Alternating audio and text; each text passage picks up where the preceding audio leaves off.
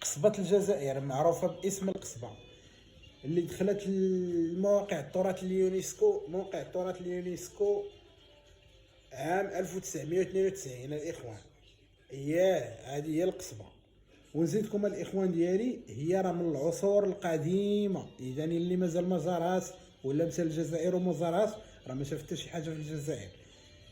وكان فيها أول ميناء كان قرطاجيا، من بعدها كان ميناء بربريان، من بعدها أخيرا كان رومانيا. تأسست في القرن العاشر قبل الأمازيغ تحت سلالة الزيريين.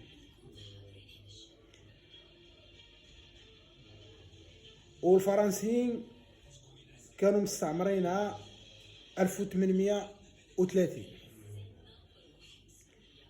عاد تم التحرير ديالها ولات في يد الجزائر. وتحياتي لكم، وهذه هي القصبة.